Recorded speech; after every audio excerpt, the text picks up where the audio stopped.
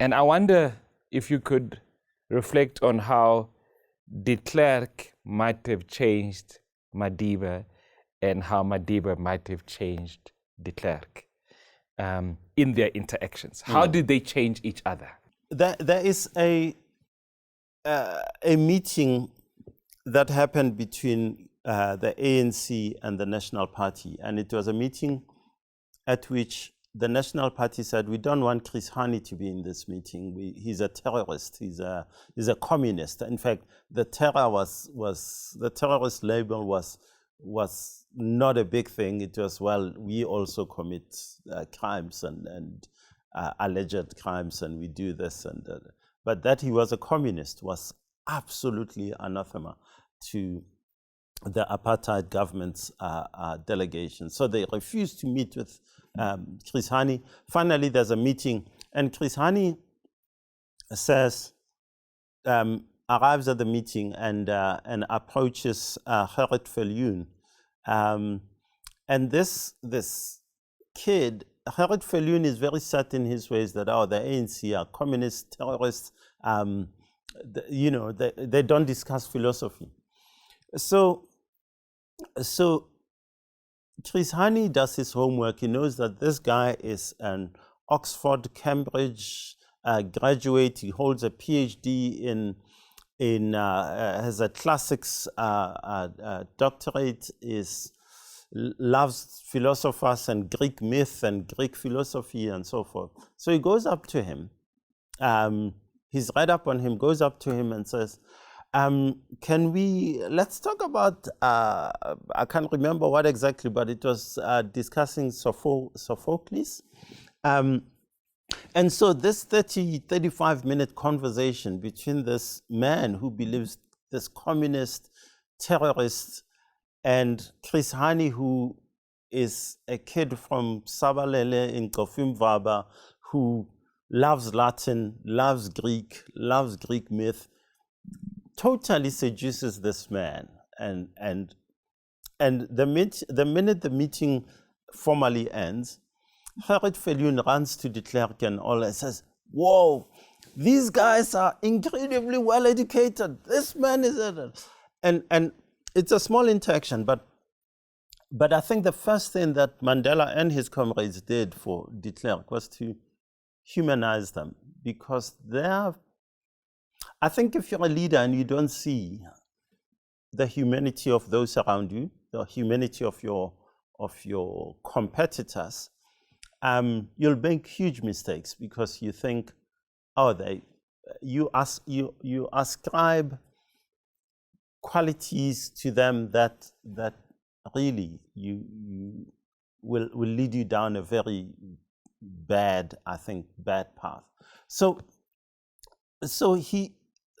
what Mandela did for de Klerk was to begin to humanize him, that you don't think you're this person who thinks black people, black leaders, your opponents in these negotiations are these ogres, these people who want to blow up things. They are different. So there is race and the history of this country involved in that story, and it's horrible that Chris Hani had to humanize himself to Viljoen for that change to happen. But I think over and above that overarching humanization of people, Mandela made de Klerk realize that the fate of this country cannot be the exclusive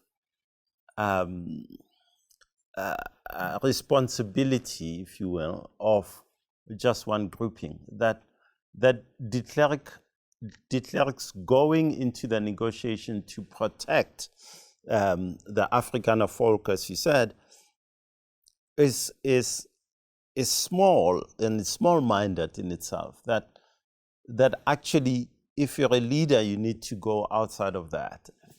I think the 1994 election and that moment and the change that it brought about was the triumph of Mandela's almost project of changing de Klerk and the people around him. And I'm not saying they changed completely, but there was an acceptance that this is how we all win, instead of just I've won and you're out there and you'll see for yourself. That we can build something beyond that.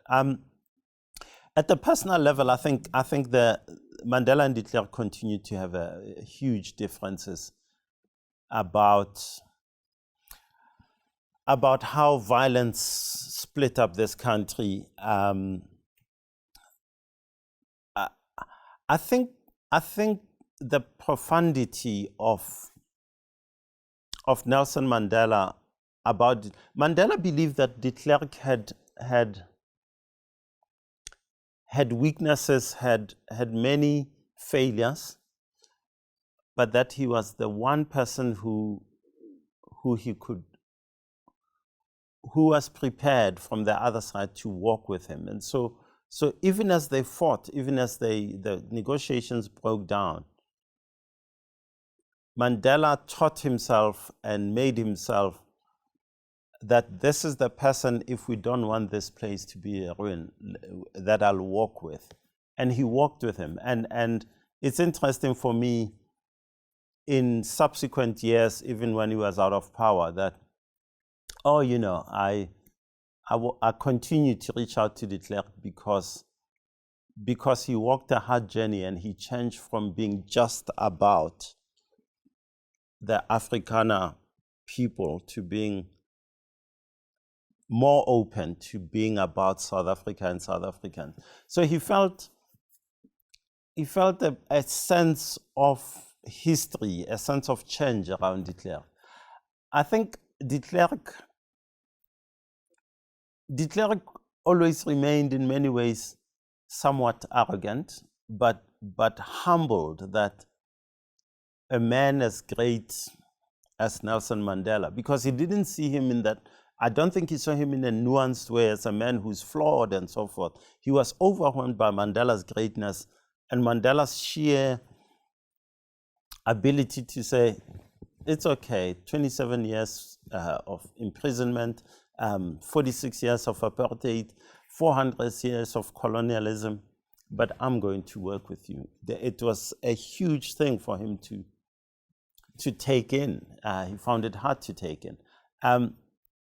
But I think de Klerk,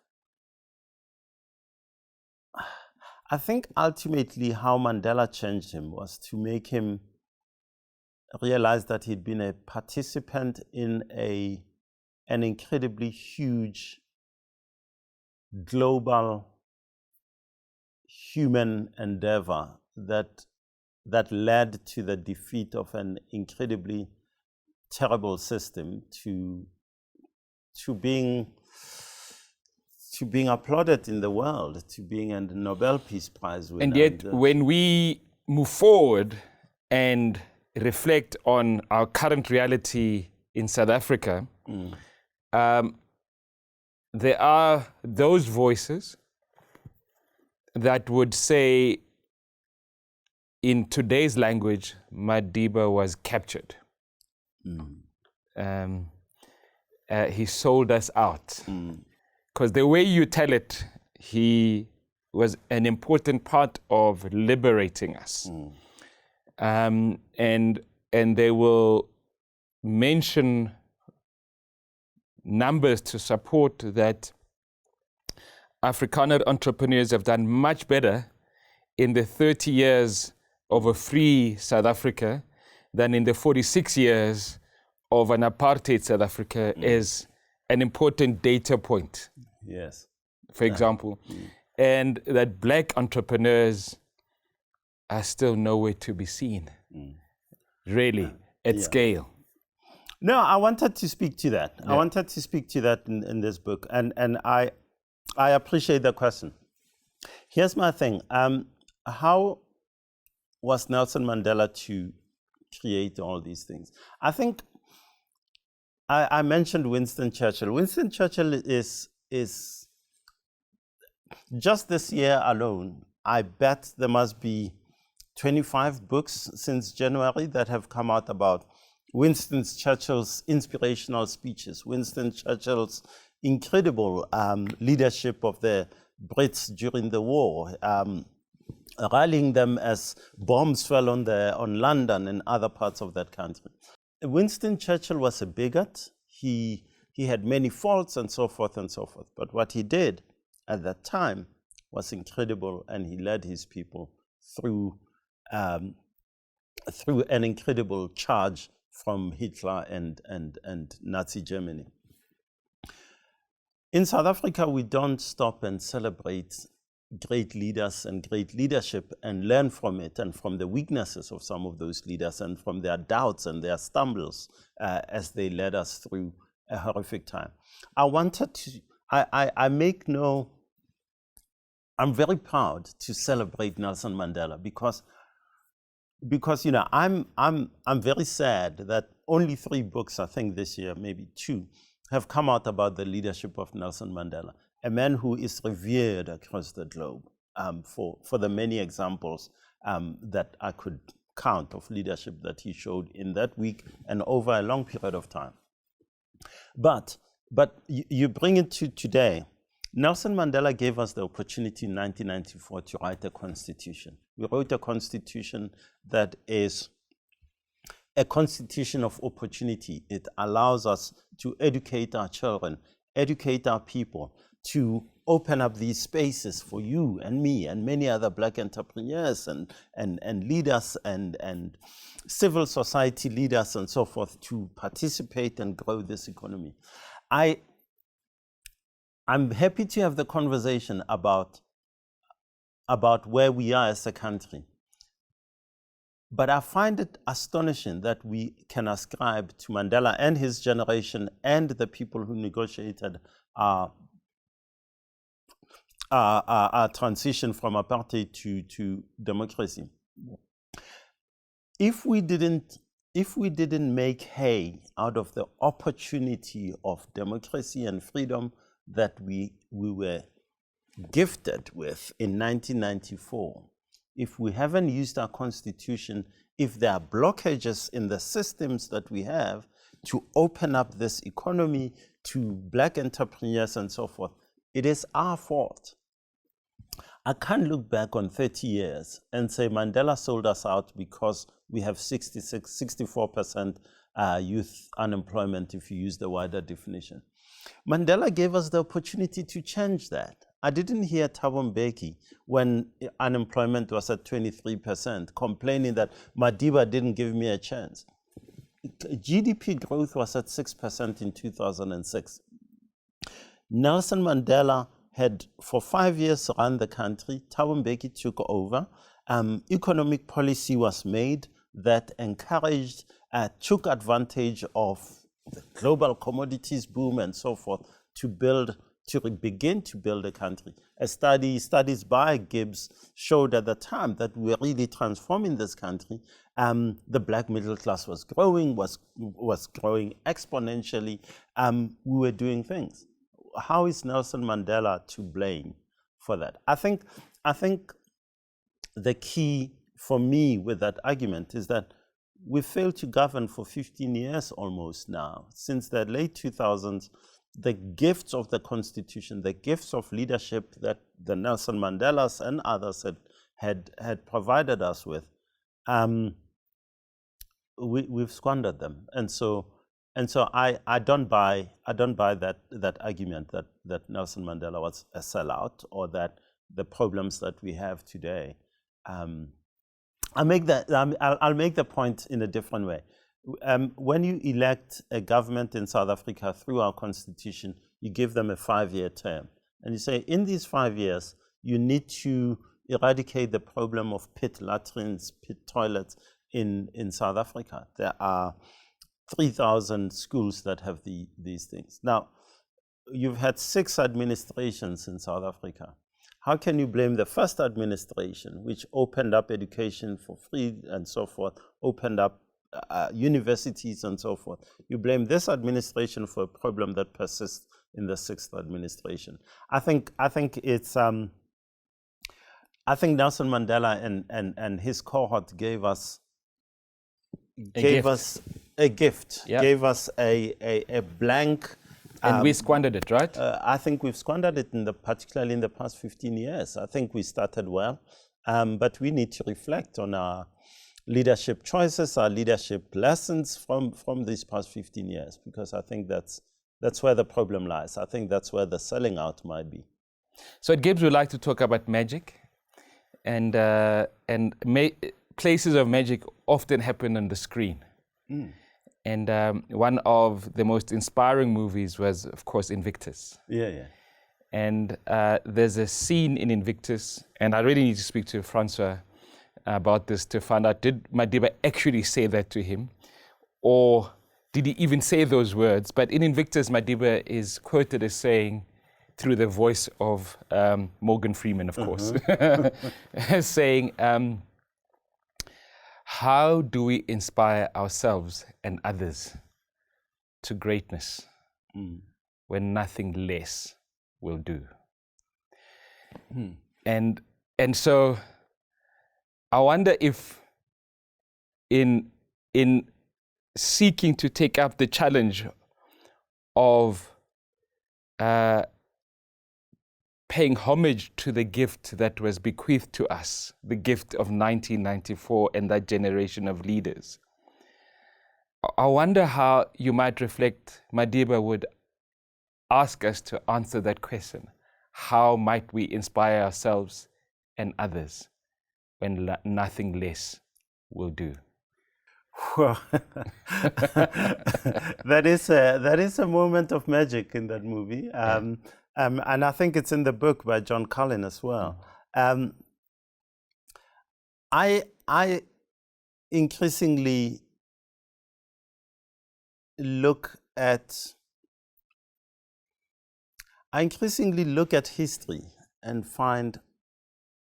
I'm astonished by how much we in South Africa have ignored the magic moments of our own past when we were sublime in teaching the world, showing the world how things can be done and how much humanity can achieve.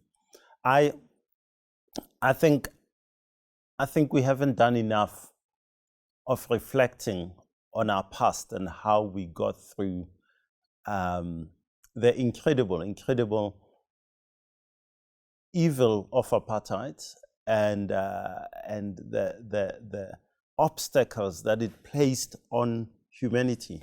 One of my heroes in the 1980s, I remember, was reading about a gentleman called Gordon Sibia, and he went off to study engineering in Germany. I think he got a PhD. And as a kid, he stood out. And I remember when he came back from studying, he couldn't get a job in South Africa because I think he was a nuclear physicist, and the apartheid government said, no, that's dangerous. He can't work anywhere. But I remember just saying, this is who we are. And I remember arriving in the 1980s at university, and all these young kids knew this person, and we were running around kind of just inspired by, this is who we are. We're not all these negative images that are painted of us and so forth. And I think, who talks about him now? Who talks about all these incredible greats that have showed us this is where you go, this is the path? I think the past can help us, but I think the present can also help us. You talk about all these white African entrepreneurs who've done incredible things. There is room for reflection about how did we get here, where there is so much move and so forth in that path. But there is also upside in saying, well, how do we replicate that and get more young Black entrepreneurs to be incubated here at GIBS, which you do incredibly well. How do I not sit here and say, oh, Professor Mthombeni is doing so well, and instead say, Professor Mthombeni is doing so well with his school, let's find a way for me and for many, many others to be involved and go to a higher level with it. I think there is so much to inspire in South Africa, both the old and the new. There's no need for complacency or for despondency among us. This country is amazing. You walk outside right now, you meet a young person and you talk to them and you're inspired. You want to do more, you want to do better. And I think that's the level. I don't think we should be, pushing down on ourselves. I think there is so much to celebrate here. So Justice, thank you so much for reminding us that we've got great leaders that have touched our shores. Earlier you mentioned, as I conclude, Mahatma Gandhi, who found his Mahatma in South Africa. Because before then he was Mohandas. And of course, we're taking a slice of his life. And when he speaks about God, he says, there's no greater God than truth.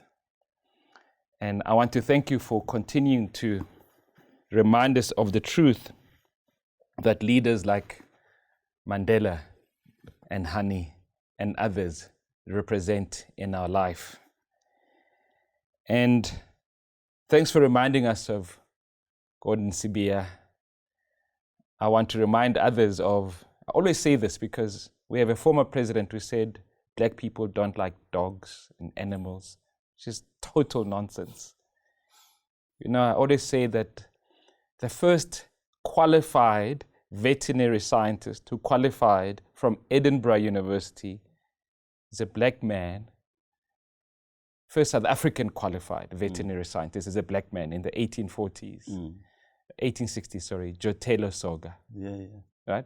So he's not the first black, but he's the first South African. Yeah? And then I want to remind people that when you go down to Vilakazi Street, that name is not named after all the Vilakazis. It's named after a very important man, the first PhD graduate from Wits University that was black, Benedict Wallet Vilakazi. Right? Yeah. So it's kind of, when you talk about this is who we are are about excellence. Like all the people of the world, we all are about excellence. We're not about exceptionalism. We are about excellence. And it's about Madiba, who says, we inspire ourselves through hope, and may our choices be informed by our hope and not by our fear. Thank you so much for joining us. No, thank you. And good luck with your book and many more to come. Thank you so much. Thank you so much.